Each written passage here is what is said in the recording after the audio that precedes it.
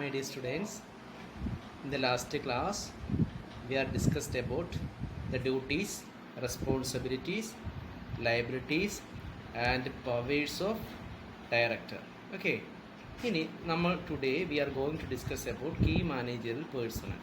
What do you mean by key managerial personnel? Key managerial personnel means the top person in an organization or top person in a company. ഒരു കമ്പനിയിലെ മുകൾ തട്ടത്തിലുള്ള ആൾക്കാരെയാണ് നമ്മൾ key person എന്ന് വിളിക്കുന്നത്. Managing director, chief executive officer, ഡയറക്ടർമാർ, അതുപോലെ തന്നെ chief financial officer, manager. They are said to be key manager position. Why? എന്തുകൊണ്ടാണ് they are called key managerial position personnel? They are called key managerial persons because they are taking key decisions in organization. ഒരു ഓർഗനൈസേഷനിലെ key decision വെച്ചാൽ ഏറ്റവും പ്രധാനപ്പെട്ട തീരുമാനങ്ങൾ എടുക്കുന്ന ആൾക്കാരാണ് ഈ പറയപ്പെടുന്ന വ്യക്തികൾ, അതായത് key managerial person. So they are said to be key person. Okay, അവരാണ് കമ്പനിയുടെ ഡിസിഷൻ മേക്ക് ചെയ്യുന്നത്, കമ്പനിയുടെ കൺട്രോൾ ചെയ്യുന്നത്, കമ്പനിയിലെ ഡിസിഷൻ ഇംപ്ലിമെൻറ്റ് ചെയ്യുന്നത്, ഇങ്ങനെയുള്ള കാര്യം. അതുകൊണ്ടാണ് they are said to be key managerial person. Okay, അപ്പോൾ നമുക്ക് ബാക്കി നോക്കാം. What you mean by key managerial person? നമുക്ക് അതിനകത്ത് പറയുന്നുണ്ട് section 251. Key managerial person, the term key managerial person has been defined in the act, which means chief executive officer ആകാം, അല്ലെങ്കിൽ managing director ആകാം, അല്ലെങ്കിൽ മാനേജർ ആകാം, അല്ലെങ്കിൽ കമ്പനി സെക്രട്ടറി ആകാം, ഓൾ ടൈം ഡയറക്ടർ ആകാം, ചീഫ് ഫിനാൻഷ്യൽ ഓഫീസർ ആകാം, അല്ലെങ്കിൽ such other officer not to more than one level below the ഡയറക്ടേഴ്സിന് താഴെയല്ലാത്ത എല്ലാ ആൾക്കാരും. ഹുയിസ് അവർ ഓൾ ടൈം എംപ്ലോയ്മെൻ്റ് ആയിട്ട് അല്ലെങ്കിൽ കമ്പനിയുടെ സ്ഥിരം ജോലിക്കാരായിട്ട് ഡയറക്ടർ ആകാം. ചില ഡയറക്ടർമാർ കമ്പനിയിലെ ഓൾ ടൈം എംപ്ലോയി, മൊത്തം ജോലി ചെയ്യുന്ന അല്ലെങ്കിൽ കമ്പനിയിൽ ജോലി ചെയ്യുന്ന സ്ഥിര ജോലിക്കാരായിട്ട് പ്രവർത്തിക്കുന്ന ഡയറക്ടേഴ്സ് ഉണ്ട്. അവരെയും നമ്മൾ designed as key managerial person by the board and such other officer as may be prescribed in section 251. Section 251 അനുസരിച്ച് മറ്റേതെങ്കിലും ഓഫീസർമാരെ കീ മാനേജറൽ പേഴ്സൺ ആക്കിയിട്ടുണ്ടെങ്കിൽ അവരെല്ലാവരും key manager person. The role and liability have been defined in various places under the Act. Companies Act 251 അനുസരിച്ച് ഇവരുടെ റോളും ഇവരുടെ ബാധ്യതയും ഇവരുടെ ഉത്തരവാദിത്തങ്ങളും കൃത്യമായി പറയുന്നുണ്ട്. അപ്പോൾ ആരൊക്കെയാണ് പ്രധാനമായിട്ട് കീ മാനേജർ പേഴ്സൺ എന്ന് പറയുന്നത്? Chief executive officer, managing director, manager, company secretary, all time director, chief financial officer or such other director. They are acting as a and they are in the nature of they are doing all time employment, but they are designed as a key managerial person by the board. Okay, next, key management persons is defined as are those person having authority and responsibility for planning, directing and controlling. നേരത്തെ ഞാൻ പറഞ്ഞതാണ്, ഒരു കമ്പനിയുടെ കാര്യങ്ങൾ plan ചെയ്യുക, direct ചെയ്യുക, control ചെയ്യുക.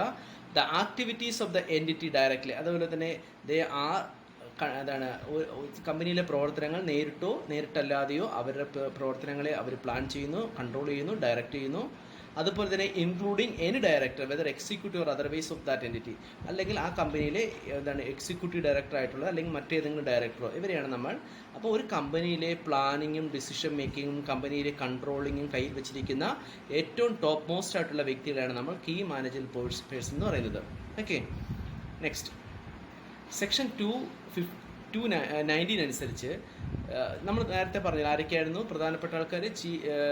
Chief financial officer, company secretary, manager, MD, ഇവരെയൊക്കെയാണ് നമ്മൾ ആരാന്ന് വിളിക്കുന്നത്? കീ മാനേജർ പേഴ്സൺ എന്ന് വിളിക്കുന്നത്. അവരാരൊക്കെയാണ് നമുക്ക് ഡിസ്കസ് ചെയ്യാം. First one, chief financial officer. ആരാണ് chief financial officer? Means a person appointed as the chief manager of a അല്ലെങ്കിൽ chief financial officer of a കമ്പനിയുടെ ചീഫ് ഫിനാൻഷ്യൽ ഓഫീസർ. അതായത് ധനകാര്യപരമായിട്ടുള്ള കാര്യങ്ങൾ ഡീൽ ചെയ്യുന്ന ഏറ്റവും മുകളിലുള്ള ഉദ്യോഗസ്ഥനാണ് ചീഫ് ഫിനാൻഷ്യൽ ഓഫീസർ. അതുപോലെ കമ്പനി സെക്രട്ടറി, കമ്പനിയെ നയിക്കുന്ന, കമ്പനിയുടെ തീരുമാനങ്ങൾ എടുക്കുന്ന, മിനിറ്റ്സ് ഒക്കെ രേഖപ്പെടുത്തുന്ന വ്യക്തി. സെക്ഷൻ 224 അനുസരിച്ച് company secretary or secretary means A company secretary as defined in close C of the section subsection 1 of section 2 of the Companies Act of 1980, the Company Amendments 1980, who is appointed by the company to perform the functions of the company secretary. കമ്പനിയുടെ secretary ആയിട്ട് act ചെയ്യുന്നത്, അതായത് കമ്പനിയുടെ meeting വിളിക്കുക, കമ്പനിയുടെ തീരുമാനങ്ങൾ minutes ചെയ്ത് വയ്ക്കുക. നമ്മൾ ഒരു സെക്രട്ടറി, ഇപ്പം നമ്മളൊരു ഗവൺമെൻറ്റിലെ ഏറ്റവും ഉയർന്ന ഉദ്യോഗസ്ഥനാണ് ചീഫ് സെക്രട്ടറി. അതേപോലെ ഒരു സെക്രട്ടറി, കമ്പനിയുടെ മുഴുവൻ കാര്യങ്ങൾ ഉത്തരവാദിത്തമുള്ള സെക്രട്ടറിയാണ് company secretary. Next one, manager, company നോക്കി നടത്തുന്ന ആൾ. മാനേജർ എന്നുള്ളത് MD ആയിട്ടുള്ള ആൾക്കാർ മാനേജറായിട്ട് പ്രവർത്തിക്കുന്നുണ്ട്, അല്ലാതെ മാനേജറായിട്ടുള്ള വ്യക്തി. സെക്ഷൻ 253 അനുസരിച്ച് manager means an individual who subject to the superintendence, control and direction of the board of directors. അവർ എന്താണ് കമ്പനിയിലെ മൊത്തത്തിലുള്ള മേൽനോട്ടം, നിയന്ത്രണം, direction of the board of directors, has the management of the whole and substantially the whole of the affairs of the company. കമ്പനിയിലെ management മൊത്തത്തിലോ അല്ലെങ്കിൽ കമ്പനിയുടെ മാനേജ്മെൻറ്റിൻ്റെ ഓരോ ഭാഗവും നോക്കി നടത്തുന്ന ഉദ്യോഗസ്ഥനാണ് കമ്പനി മാനേജർ എന്നാണ്. ആൻഡ് ഇൻക്ലൂഡ്സ് ഡയറക്ടറാകാം, അത് മാനേജറായിട്ട് ആക്ട് ചെയ്യുന്ന ഡയറക്ടറാകാം, അല്ലെങ്കിൽ ഓർ എനി അതർ പേഴ്സൺ, മറ്റേതെങ്കിലും വ്യക്തി occupying the position of a manager, അല്ലെങ്കിൽ മറ്റേതെങ്കിലും വ്യക്തിയെ മാനേജറുടെ പൊസിഷനിൽ ബോർഡ് ഓഫ് ഡയറക്ടേഴ്സ് തിരഞ്ഞെടുത്തിട്ടുള്ളതായിരിക്കാം. By whatever name called, whether under the contract or contractor service or not, അല്ലെങ്കിൽ ഏതെങ്കിലും സേവന വ്യവസ്ഥയിൽ പ്രകാരം പുറത്തുനിന്ന് അപ്പോയിന്റ് ചെയ്ത മാനേജറാകാം, അല്ലെങ്കിൽ ബോർഡ് ഓഫ് ഡയറക്ടേഴ്സിലെ ഒരു അംഗം തന്നെ മാനേജറായിട്ട് ആക്ട് ചെയ്ത് they are said to be key manager person and they are said to be manager. Next one MD, managing director. Company നോക്കി നടത്തുന്ന ഡയറക്ടർ ബോർഡിലുള്ള ഒരാളെയാണ് മാനേജിംഗ് ഡയറക്ടർ എന്ന്. Section 254. Director who by virtue of the articles of the company or an agreement with the company or a resolution passed, ഒരു കമ്പനിയുടെ article അനുസരിച്ചോ അല്ലെങ്കിൽ കമ്പനിയുടെ ആയിട്ടുള്ള എഗ്രിമെൻറ്റ് പ്രകാരമോ അല്ലെങ്കിൽ കമ്പനിയുടെ ഒരു പ്രത്യേക പ്രമേയം പാസ്സാക്കിയോ ജനറൽ മീറ്റിങ്ങിൽ or by its board of directors or entrusted with the substantial powers of management of the affairs of the company. കമ്പനിയുടെ മാനേജ്മെൻറ്റ് ഒരു വ്യക്തിയിൽ ഏൽപ്പിച്ചു കഴിഞ്ഞാൽ there should be MD, managing director, and occupying the position of a managing director by the whatever name is called. അയാൾ എന്ത് പേര് വിളിച്ചാലും അയാൾ എന്താണ് ഒരു കമ്പനിയിലെ മേൽനോട്ടം മൊത്തത്തിൽ നോക്കി നടത്താനായിട്ട് കമ്പനി തീരുമാനിച്ച വ്യക്തിയാണ് മാനേജിംഗ് ഡയറക്ടർ. ഓക്കെ, അപ്പോൾ ഇത്രയുമാണ് നമുക്ക് മനസ്സിലാക്കേണ്ട പ്രധാനപ്പെട്ട കീ മാനേജർ പേഴ്സൺ എന്ന് അറിയപ്പെടുന്നത്. ഓക്കെ, ഇതിനകത്ത് അവരുടെ മാനേജിംഗ് ഡയറക്ടറുടെ ഡ്യൂട്ടിയൊക്കെ പറയുന്നുണ്ട്. മോസ്റ്റ് സീനിയർ മാനേജറാണ് ഓർഗനൈസേഷനിലെ. ലീഡർഷിപ്പ് റോള്, കൺട്രോളിംഗ് റോള്, അത് ഓപ്പറേഷൻ റോള്, അതുപോലെ തന്നെ ഹീസ് ആക്റ്റീവ്, വളരെ ആക്റ്റീവാണ്, കമ്പനിയുടെ ഡയറക്ഷനകത്ത് വളരെ ആക്റ്റീവായിട്ട് പ്രവർത്തിക്കുന്നു. ഓക്കെ, അപ്പോൾ ഇത്തരം കാര്യങ്ങൾ പുസ്തകത്തിലുണ്ട്. പുസ്തകം കൂടെ ഒന്ന് വായിച്ച് നോക്കുക, സംശയം എന്നോട് ചോദിക്കുക. ഓക്കെ, അപ്പോൾ next one, appointment of key manager person, section 203, that is 203 അനുസരിച്ച് പറയുന്നുണ്ട്. Every listed company means stock exchange list ചെയ്തൊരു കമ്പനി അല്ലെങ്കിൽ മറ്റതർ companies, they are having paid up share capital of 10 crores or more, 10 കോടിക്ക് മുകളിലുള്ള കമ്പനികൾ അവർ ഈ പറയപ്പെടുന്ന ആൾക്കാരെ whole time key manager person for the purpose of section shall mean the following person.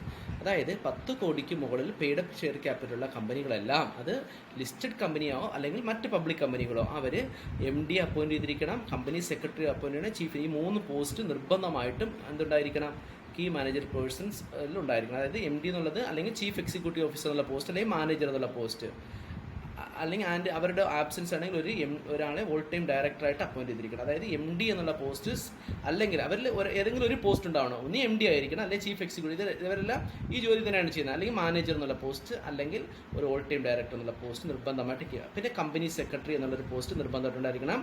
അതുപോലെ തന്നെ ഫിനാൻസ് ആക്ടിവിറ്റീസ് ഡീൽ ചെയ്യുന്നതിൻ്റെ ചീഫ് ഫിനാൻഷ്യൽ ഓഫീസർ എന്നുള്ള പോസ്റ്റ് ഉണ്ടായിരിക്കണം.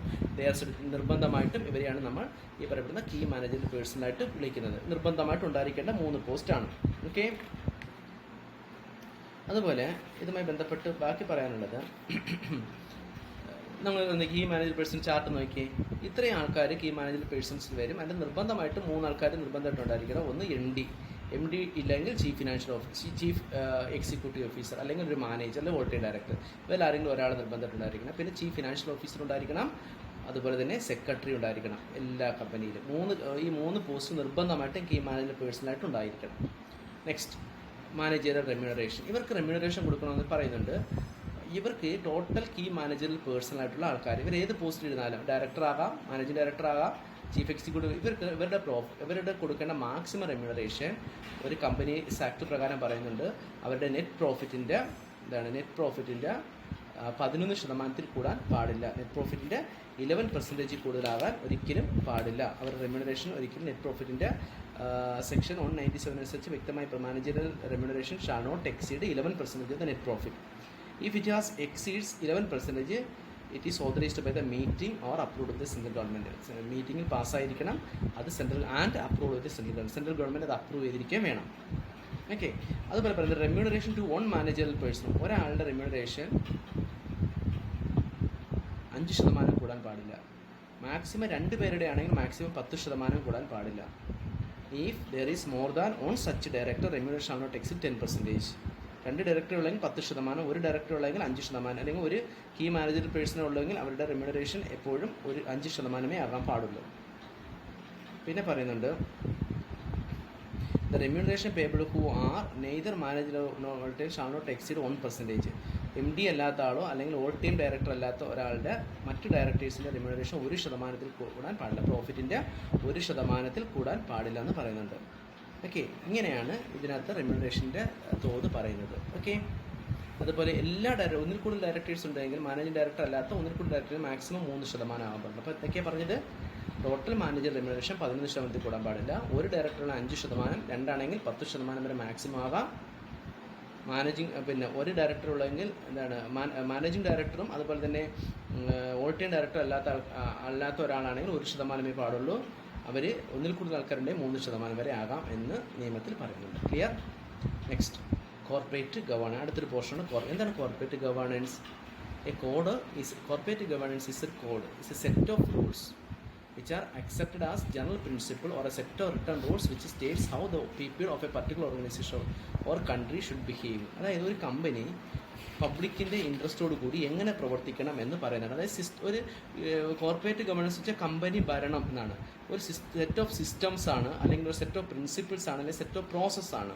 By which a company is governed. ഒരു കമ്പനിയെ ഭരിക്കുന്ന ഒരു സിസ്റ്റം ഓഫ് പ്രിൻസിപ്പിൾസിനെയാണ്, അല്ലെങ്കിൽ സിസ്റ്റത്തെയാണ്, അല്ലെങ്കിൽ പ്രോസസ്സിനെയാണ് ഈ കോർപ്പറേറ്റ് ഗവേണൻസ് എന്ന് പറയുന്നത്. It provide the guidelines as how the company can be director and control. ഒരു കമ്പനി എങ്ങനെ നിയന്ത്രിക്കണം, കമ്പനി എങ്ങനെ ഡയറക്ട് ചെയ്യണം, അതിനെക്കുറിച്ചാണ് പറയുന്നത്. ഇതൊരു set of standard agreed by a group of people who do a particular job. ഒരു company നടത്തിപ്പിൽ ഒരു കമ്പനി പുലർത്തേണ്ട ഒരു സ്റ്റാൻഡേർഡിനെയാണ് കോർപ്പറേറ്റ് ഗവേണൻസ് എന്ന് പറയുന്നത്, അല്ലേ? അതുപോലെ തന്നെ it's A regulation, it's an official rules that Leh down how things should be done. എങ്ങനെയാണ് ഒരു കാര്യം ചെയ്യേണ്ടത്. ഇത് code, regulation, set of rules, principle, standard ഇതെല്ലാം അടങ്ങുന്നതാണ് ഈ പറയപ്പെടുന്ന കോർപ്പറേറ്റ് ഗവേണൻസ്. ഇതെന്നത് സെൽഫ് ഇമ്പോസ്ഡ് ആണ്, സെൽഫ് റെഗുലേറ്റഡ് ആണ്, സെറ്റ് ഓഫ് റൂൾസ്. അതായത് അവർ സ്വയം അനുസരിക്കേണ്ട ഒരു പാഠമാണ്, ഒരു കോഡാണ്. കമ്പനി ഭരണത്തിൽ അനുസരിക്കേണ്ട ഒരു കോഡിനെയാണ് കോർപ്പറേറ്റ് ഗവേണൻസ് എന്ന് നിർബന്ധം. എന്തിനാണിത് പറയുന്നതെന്ന് വെച്ച് കഴിഞ്ഞാൽ, കമ്പനി എന്നുള്ളത് ഒരു artificial പേഴ്സണാണ്.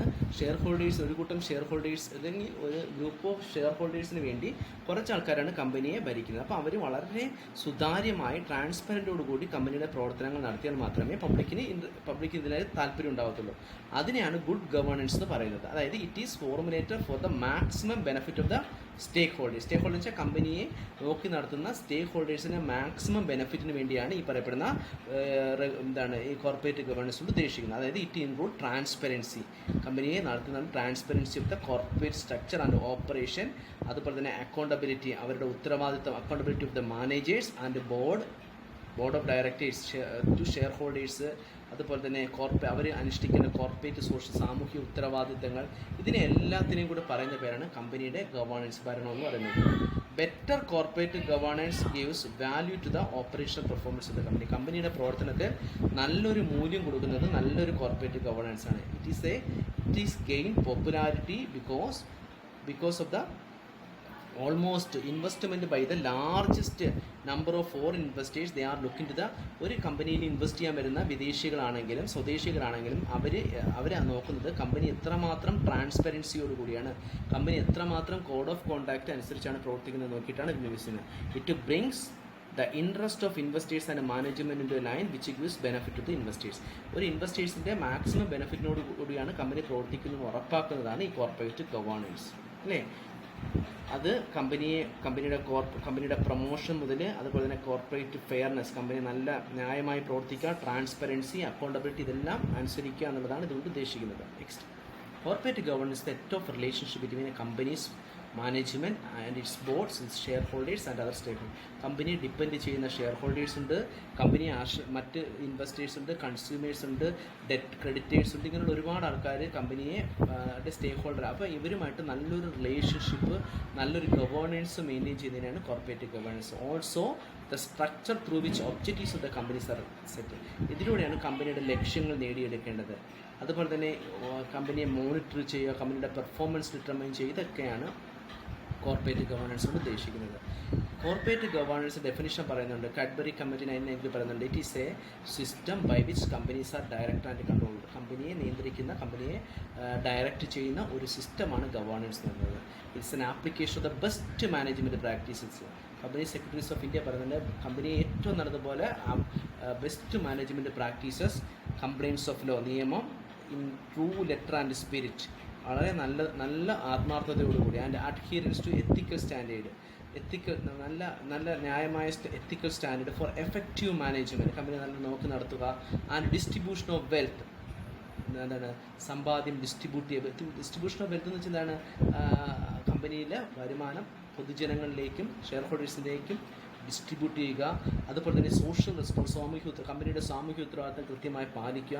Four the sustainable development of all stakeholders, എല്ലാവരുടെയും നല്ല നില, കൺസ്യൂമേഴ്സിനെ പ്രൊട്ടക്റ്റ് ചെയ്യണം, പരിസ്ഥിതി പ്രൊട്ടക്റ്റ് ചെയ്യണം, സമൂഹത്തെ പ്രൊട്ടക്റ്റ് ചെയ്യണം, ഷെയർ ഹോൾഡേഴ്സിന് ലാഭം കൊടുക്കണം, എല്ലാ സ്റ്റേക്ക് ഹോൾഡേഴ്സിനും. ഇത് നമ്മൾ അങ്ങനെ ഒരു പ്രാക്ടീസിനാണ് ഗുഡ് ഗവേണൻസ് എന്ന് പറയുന്നത്. കോർപ്പറേറ്റ് ഗവേണൻസുമായി പറയുന്നുണ്ട് കമ്പനിയുടെ മിഷൻ ആൻഡ് വിഷൻ എന്താണെന്ന് നമ്മൾ പറയണം. കമ്പനി എങ്ങനെയാണ് സ്റ്റേക്ക് ഹോൾഡേഴ്സിന് വാല്യൂ ക്രിയേറ്റ് ചെയ്യുന്നത്, കമ്പനിയുടെ അക്കൗണ്ടബിലിറ്റി, ട്രാൻസ്പെറൻസി, കമ്പനിയുടെ വിവരങ്ങൾ പുറത്തേക്ക് വിടുന്ന ഡിസ്ക്ലോഷർ നോംസ്, അതായത് വിവരങ്ങൾ പുറത്ത് വിടാതെ ചീറ്റ് ചെയ്യാൻ പാടില്ല. കമ്പനിയുടെ വിവരങ്ങൾ എല്ലാവരും നല്ല കൃത്യമായി മനസ്സിലാക്കി നല്ല കമ്പനിയാണെന്ന് പബ്ലിക്കിനെ അറിഞ്ഞിട്ട് മാത്രമേ പബ്ലിക് ഇൻവെസ്റ്റ് ചെയ്യത്തുള്ളൂ. അതിനാണ് കോർപ്പറേറ്റ് ഗവേണൻസ്. എന്താണ് ഇതിൻ്റെ നീഡ്? ഷെയർ ഹോൾഡേഴ്സ് റെക്വയർ മാനേജേഴ്സ് വിത്ത് ടെക്നിക്കൽ മാക്സിമൈസ്. ഓരോ ഷെയർ ഹോൾഡേഴ്സ് ലാഭം ഉണ്ടാക്കാനാണ് ആഗ്രഹിക്കുന്നത്, അല്ലേ? Managers are people. അവർക്ക് വേണ്ടി മാനേജേഴ്സ് അല്ലെങ്കിൽ മാനേജിംഗ് ഡയറക്ടറാണ് ബിസിനസ് നടത്തുന്നത്. അവരെപ്പോഴും ആഗ്രഹിക്കുന്നത് നല്ല ലാഭം ഉണ്ടാക്കാനാണ്, അല്ലേ? If their self interest are not aligned with the interest of the shareholder, അവർ കമ്പനിയിലെ മാനേജേഴ്സ് അവർ ലാഭത്തിൻ്റെ വിഹിതം കൊണ്ടുപോവുകയോ അല്ലെങ്കിൽ കൂടുതൽ ശമ്പളം വാങ്ങുകയോ ചെയ്തു കഴിഞ്ഞാൽ കോർപ്പറേറ്റ് വാല്യൂ മാക്സിമൈസ് ചെയ്യത്തില്ല, അല്ലെങ്കിൽ കമ്പനിയുടെ മൂല്യം ഉയരത്തില്ല, ഷെയർ ഹോൾഡേഴ്സിന് ലാഭം കിട്ടില്ല. അതുകൊണ്ട് മാനേജേഴ്സ് കൂടുതൽ സമയം ചെലവഴിക്കുന്നത് എവിടെയാണ്? കമ്പനിയിലാണ്. അതുകൊണ്ട് അവരെന്ത് ചെയ്യണം? അവർ ടാസ്ക് നല്ലതുപോലെ ചെയ്യണം, റിസോഴ്സസ് നല്ലതുപോലെ they may use resources to benefit themselves rather to benefit. അവർ സ്വന്തമായിട്ട് ലാഭം ഉണ്ടാക്കാനല്ല നോക്കേണ്ടത്, കമ്പനി ഷെയർ ഹോൾഡേഴ്സ് ലാഭം ഉണ്ടാക്കി കൊടുക്കുകയാണ്. അതുപോലെ തന്നെ പെർഫോമൻസ്, കമ്പനിയുടെ പെർഫോമൻസ് വർദ്ധിപ്പിക്കുക. അതുപോലെ തന്നെ നല്ലൊരു കോർപ്പറേറ്റ് കൾച്ചർ, അതുപോലെ തന്നെ ഡയറക്ടേഴ്സിനെ മോട്ടിവേറ്റ് ചെയ്ത്, മാനേജേഴ്സിനെ മോട്ടിവേറ്റ് ചെയ്ത് കമ്പനിയെ നല്ല ഉയരത്തിലേക്ക് കൊണ്ടുവരുന്ന ഒരു ഭരണ സംവിധാനമാണ് കോർപ്പറേറ്റ് ഗവേണൻസ് ഉദ്ദേശിക്കുന്നത്. ഓക്കെ, അപ്പോൾ ഓണർഷിപ്പ് സ്ട്രക്ചർ എങ്ങനെയാണ്, സോഷ്യൽ റെസ്പോൺസിബിലിറ്റി എന്തുകൊണ്ടാണ്, അതിൻ്റെ അത്യാവശ്യം പറയുന്നുണ്ട്. എന്തുകൊണ്ടാണ് കോർപ്പറേറ്റ് ഗവേണൻസ് വരുന്നത്? ഒന്ന്, ചേഞ്ചിങ് ഓണർഷിപ്പ് സ്ട്രക്ചർ. നിങ്ങൾക്കറിയാം കമ്പനി നടത്തുന്നത് കുറച്ച് ആൾക്കാരാണ്, അല്ലേ? അപ്പം ഈ കമ്പനിക്ക് വെളിയിലുള്ള ഷെയർ ഹോൾഡേഴ്സിന് കമ്പനിയെ കുറിച്ച് നല്ല അറിയണം, അല്ലെങ്കിൽ കമ്പനിയുടെ ഭരണം എങ്ങനെയാണെന്ന് അറിയണം. അതാണ് ഒന്നാമത്തെ ആവശ്യം. അതാണ് നീഡ്. ആൻഡ് കോർപ്പറേറ്റ് ഗവേണൻസിൻ്റെ വേണമെന്ന് പറയുന്നത് ഒന്നാമത്തെ ആവശ്യം അതാണ്. കമ്പനിയുടെ ഓണർഷിപ്പ് സ്ട്രക്ചറിൻ്റെ രൂപമാണ്. കമ്പനി നടത്തുന്നത് ഷെയർ ഹോൾഡേഴ്സിന് വേണ്ടി മാനേജേഴ്സാണ്. അപ്പോൾ മാനേജേഴ്സ് എന്ത് ചെയ്യണമെന്ന് അവർ അറിഞ്ഞിരിക്കണം. അതുപോലെ സോഷ്യൽ റെസ്പോൺസിബിലിറ്റി.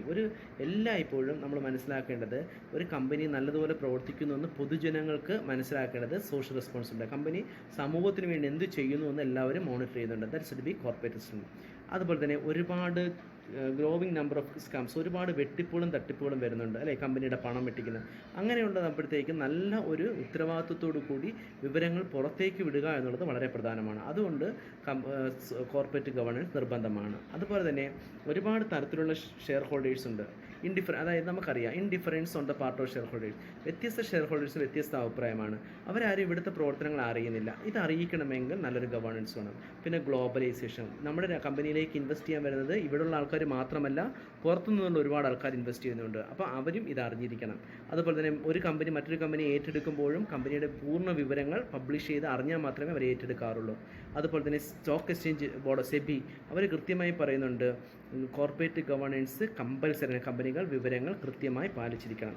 എന്തൊക്കെയാണ് കോർപ്പറേറ്റ് ഗവേണൻസിൻ്റെ പ്രാധാന്യം എന്ന് നമ്മൾ പറഞ്ഞു, അല്ലേ? ജസ്റ്റ് ഒന്ന് വായിച്ചു വെക്കാം. Corporate governance system, companies director and control, it's a governance key element of improve economic efficiency വർദ്ധിക്കുവാനുള്ളത്. അതുപോലെ തന്നെ ബാഡ് കോർപ്പറേറ്റ് ഗവേണൻസ്, തെറ്റായ രീതിയിലുള്ള പ്രവർത്തനങ്ങൾ. പണ്ടാണ് ഏഷ്യയിൽ ഈ പറയപ്പെടുന്ന ക്രൈസിസ് ഉണ്ടായത്, ഇപ്പോൾ കമ്പനികൾ തകരാനുള്ള കാരണമെല്ലാം ഈ ബാഡ് കോർപ്പറേറ്റ് ഗവേണൻസിന്, കമ്പനി ഭരണം തെറ്റായ രീതിയിൽ നടത്തുന്നത് കൊണ്ടാണെന്ന് ഒരുപാട് എവിഡൻസുകളുണ്ട്. അതുകൊണ്ട് ഇറ്റ് ഈസ് വെരി ഇമ്പോർട്ടൻറ്റ്. കമ്പനിയുടെ കോർപ്പറേറ്റ് ഗവേണൻസിലെ പ്രധാനപ്പെട്ട പ്രിൻസിപ്പിൾ പറയുന്നുണ്ട്. ഒരു കൂട്ടം പ്രിൻസിപ്പിൾസാണ് ഇതിനകത്ത് പറഞ്ഞത്. എന്തൊക്കെയാണ് ജസ്റ്റ് ഒന്ന് നോക്കാം. അതായത് ഇതൊന്ന് ജസ്റ്റ് ഒന്ന് വായിച്ചാൽ മതി. പ്രധാനമായിട്ടും കോർപ്പറേറ്റ് ഗവേണൻസിലെ principles: accountability, transparency, fairness, response. Accountability എന്ന് വെച്ചാൽ ഉത്തരവാദിത്തം. They are accountable to shareholders, അല്ലേ? ഷെയർ ഹോൾഡേഴ്സുമായിട്ട് അക്കൗണ്ടബിൾ ആണ്. ട്രാൻസ്പെറൻസി എന്ന് വെച്ചാൽ എന്താണ്? വിവരങ്ങൾ എല്ലാവർക്കും മനസ്സിലാവുന്ന രീതിയിൽ the books of accounts and the profit and loss account and all these details are to be transparent. They are അതാണ് clearly disclose to the public. അവർ പബ്ലിക്കിനെ അറിയിച്ചു. That's a transparent fairness. ഇതാണ് company protect the right of shareholders and also equal treatment to the ഷെയർ ഹോൾഡേഴ്സിനെല്ലാം നല്ലതുപോലെ equal treatment, അതുപോലെ തന്നെ പിന്നെ വർക്കേഴ്സിനോട് നല്ല ഇത്, കൺസ്യൂമേഴ്സിനോട് നല്ല ഫെയർനെസ്, ഇങ്ങനെയുള്ള അതാണ് ഫെയർനെസ് ഉദ്ദേശിക്കുന്നത്. റെസ്പോൺസിബിൾ ഉത്തരവാദിത്തം, കമ്പനിക്ക് അതിൻ്റേതായിട്ടുള്ള ഉത്തരവാദിത്തമുണ്ട്, റെസ്പോൺസിബിലിറ്റി ഉണ്ട് അല്ലേ. കമ്പനി റൂൾസ് ആൻഡ് റെഗുലേഷൻസ് പാലിക്കാൻ ഉത്തരവാദിത്തമുണ്ട്. കമ്പനിക്ക് ഒരു set of code of conduct ഉണ്ട്, അത് പാലിക്കാൻ അവർ ഇതാണ് 4 പ്രിൻസിപ്പിളാണുള്ളത്. Accountability, transparency, responsibility, fairness. Okay, next ഒരുപാട് ബെനിഫിറ്റ് ഉണ്ട് കോർപ്പറേറ്റ് ഗവേണൻസിൽ. പ്രധാനമായിട്ടും കമ്പനിയുടെ സക്സസ് ആൻഡ് ഗ്രോത്തിനെ സഹായിക്കുന്നു. നല്ലൊരു കോർപ്പറേറ്റ് ഗവേണൻസ് ഇൻവെസ്റ്റേഴ്സിൻ്റെ കോൺഫിഡൻസ് വർദ്ധിപ്പിക്കുന്നു. അതുപോലെ തന്നെ ഇത് കമ്പനിയുടെ കോർപ്പറേറ്റ് ഗവേണൻസ് വർദ്ധിപ്പിക്കാൻ സഹായിക്കുന്നു. അതുപോലെ തന്നെ സ്ട്രോങ് കോർപ്പറേറ്റ് ഇൻവെസ്റ്റേഴ്സിൻ്റെ കോൺഫിഡൻസ് വർദ്ധിപ്പിക്കുന്നു. കമ്പനിയുടെ ഷെയർ പ്രൈസ് ഉയരുന്നു.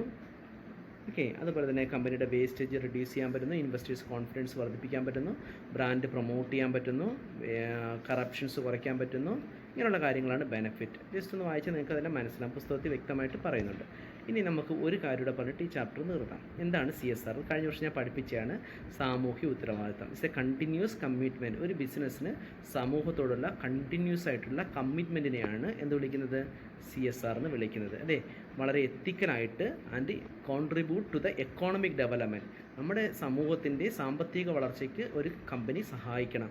നമ്മുടെ സമൂഹത്തിൽ ഒറ്റപ്പെട്ട് താമസിക്കുന്ന ഒരുപാട് ആൾക്കാരുണ്ട്, ഒരുപാട് കാറ്റഗറീസ് ഓഫ് പീപ്പിളുണ്ട്, സമൂഹത്തിന് എൻവയോൺമെൻറ്റലായിട്ടുള്ള ഇഷ്യൂസ് ഉണ്ട്. ഇതിനെല്ലാം പ്രൊട്ടക്റ്റ് ചെയ്തുകൊണ്ട് വർക്ക് ഫോഴ്സിൻ്റെ ക്വാളിറ്റി ഓഫ് ലൈഫ്, അവരുടെ ഫാമിലീസ്, ഇങ്ങനെയുള്ള ലോക്കൽ കമ്മ്യൂണിറ്റി, സൊസൈറ്റി, ഇവരെല്ലാം ഇവരോടുള്ള കണ്ടിന്യൂസ് കമ്മിറ്റ്മെൻറ്റിനെയാണ് കോർപ്പറേറ്റ് സോഷ്യൽ റെസ്പോൺസിബിലിറ്റി എന്ന് വിളിക്കുന്നത്. ഓക്കെ, ഇവിടുത്തെ പറയുന്നുണ്ട് is how companies manage the business process to produce an overall positive impact on society. എങ്ങനെയാണ് ഒരു കമ്പനി അവരുടെ ബിസിനസ് മാനേജ് ചെയ്യേണ്ടത്? എന്തിനാണ്? ഒരു സൊസൈറ്റി പോസിറ്റീവ് ഇമ്പാക്റ്റ് കൊടുക്കുന്നതിന് വേണ്ടി എങ്ങനെ കമ്പനിയെ മാനേജ് ചെയ്യണം ബിസിനസ്സിനെ, അതിനെയാണ് CSR എന്ന് വിളിക്കുന്നത്. ഇതാണ് CSR കമ്പൽസറിയാണ്. കമ്പനീസ് ആക്ട് 2013 അനുസരിച്ച് പറയുന്നുണ്ട്. ഇപ്പോൾ എല്ലാ കമ്പനികളും പറയുന്നുണ്ട് 500 കോടിയിൽ കൂടുതൽ ഇൻവെസ്റ്റ്മെൻ്റ് ഉള്ളതോ, 1000 കോടിയിൽ കൂടുതൽ സെയിൽസ് ഉള്ളതോ, ടേൺ ഓവർ ഉള്ളതോ, 5 കോടിയിൽ കൂടുതൽ ഈ പറയപ്പെടുന്ന നെറ്റ് പ്രോഫിറ്റ് ഉള്ള ഒരു കമ്പനി അവരുടെ 2% ഓഫ് ആവറേജ് പ്രോഫിറ്റ്, അതായത് ലാസ്റ്റ് 3 വർഷത്തെ 2% ഓഫ് ആവറേജ് പ്രോഫിറ്റ് അപ്രൂവ്ഡ് ആയിട്ട് ഇന്ത്യയിൽ തന്നെ അവർ എന്ത് ചെയ്യണം? CSR ആക്ടിവിറ്റീസിന് വേണ്ടി ഗവൺമെൻറ് പ്രിസ്ക്രൈബ് ചെയ്യുന്ന രീതിയിൽ ചിലവാക്കിയിരിക്കണം. ഓക്കെ, ലാസ്റ്റ് 3 ഇയറിൽ ആവറേജ് പ്രോഫിറ്റ് 2% അവർ CSR ആക്ടിവിറ്റീസിൽ കമ്പനീസ് ആക്ട് നിർബന്ധമായിട്ട് പറയുന്നുണ്ട്. പൊളിറ്റിക്കൽ പാർട്ടീസിന് കോൺട്രിബ്യൂട്ട് ചെയ്യുന്ന CSR ആക്ടിവിറ്റീസ് വരത്തില്ല, ഇന്ത്യയിൽ തന്നെ ചിലവഴിച്ചിരിക്കണം. അവരൊരു കമ്മിറ്റിയെ CSR കമ്മിറ്റി അപ്പോയിൻറ്റ് ചെയ്തിരിക്കണം. അതിൽ 3 ഡയറക്ടേഴ്സ് ഉണ്ടായിരിക്കണം. അതിൽ ഒരാൾ ഇൻഡിപെൻഡൻറ്റ് ഡയറക്ടേഴ്സ് ആയിരിക്കണം. ഈ CSR കമ്മിറ്റിയാണ് അവരുടെ പോളിസി ഫോർമുലേറ്റ് ചെയ്യേണ്ടത്, അവരാണ് പ്രോജക്റ്റുകൾ തയ്യാറാക്കേണ്ടത്, അവരാണ് ഇമ്പ്രൂവ് ചെയ്യേണ്ടത്, അപ്രൂവ് ചെയ്യേണ്ടത്, CSR ആക്ടിവിറ്റീസ് അപ്രൂവ് ചെയ്യേണ്ടത്, അതിൻ്റെ റിപ്പോർട്ട് തയ്യാറാക്കേണ്ടതൊക്കെ ഈ CSR കമ്മിറ്റിയാണ്. ഓക്കെ, അപ്പോൾ CSR എന്നുള്ളത് കമ്പനീസ് ആക്ട് 2013 പ്രകാരം നിർബന്ധമായിട്ട് CSR കമ്മിറ്റി ഉണ്ടായിരിക്കണം. 500 കോടിയിൽ കൂടുതൽ നെറ്റ് വರ್ತോ, 1000 കോടിയിൽ കൂടുതൽ സെയിൽസോ, 5 കോടിയിൽ കൂടുതൽ പ്രോഫിറ്റോ ഉള്ള എല്ലാ സ്ഥാപനങ്ങളും CSR നടത്തിയിരിക്കണം. ഓക്കെ, മാൻഡേറ്ററി CSR ഒബ്ലിഗേഷൻ പറയുന്നുണ്ട്. നോക്കി, CSR കമ്മിറ്റി ഉണ്ടായിരിക്കണം, CSR പോളിസി ഉണ്ടായിരിക്കണം. ആ പോളിസി അനുസരിച്ചാണ് ആക്ടിവിറ്റീസ് നടത്തേക്കേണ്ടത്. At least 2% of average profit spend ചെയ്തിരിക്കണം. ഇത് ബോർഡ് ഓഫ് ഡയറക്ടേഴ്സ് ഡിസ്ക്ലോസ് ചെയ്തിരിക്കണം. കമ്പനിയുടെ വെബ്സൈറ്റിലും റിപ്പോർട്ടിലും അത് കാണിച്ചിരിക്കുകയും വേണം. എന്തൊക്കെയാണ് CSR ആക്ടിവിറ്റീസ് എന്ന് പറയുന്നത്? ഒന്ന്, ദാരിദ്ര്യ നിർമ്മാർജ്ജനം, പോവർട്ടി അല്ലേ. അതായത് പൊളിറ്റിക്കൽ പാർട്ടീസിന് വേണ്ടി സംഭാവന കൊടുക്കുന്നതൊന്നും CSR വരുന്നില്ല. കമ്പനി നിയമപ്രകാരം പറയുന്നത് എന്തൊക്കെ ചെയ്യാം? ഒന്ന്, ദാരിദ്ര്യ നിർമ്മാർജ്ജനം, അല്ലെങ്കിൽ അതിനുവേണ്ടി ചിലവഴിക്കുന്ന പൈസ, വിദ്യാഭ്യാസത്തിൻ്റെ പ്രൊമോഷൻ, ജെൻഡർ ഇക്വാലിറ്റി, അല്ലെങ്കിൽ സ്ത്രീ പുരുഷ തുല്യതയ്ക്ക് വേണ്ടിയുള്ള പൈസ, സ്ത്രീകളുടെ എംപവർമെൻറ്റ് ഓഫ് വിമൺ, കുട്ടികളുടെ മരണനിരക്ക് കുറയ്ക്കുന്നതിന് വേണ്ടി, അമ്മമാരുടെ മരണനിരക്ക് കുറയ്ക്കുന്നതിന് വേണ്ടി, പരിസ്ഥിതിയെ സന്തുലിതാവസ്ഥയ്ക്ക് വേണ്ടി, എൻവയോൺമെൻറ്റ് സസ്റ്റൈനബിലിറ്റി, അതുപോലെ തൊഴിൽ വർധന, വൊക്കേഷൻ സ്കിൽസ്, ഓരോ ആൾക്കാരുടെ ഒരു സ്കിൽ ഡെവലപ്മെൻറ്റ് വേണ്ട പ്രോഗ്രാമിന് വേണ്ടിയുള്ള ചിലവ്,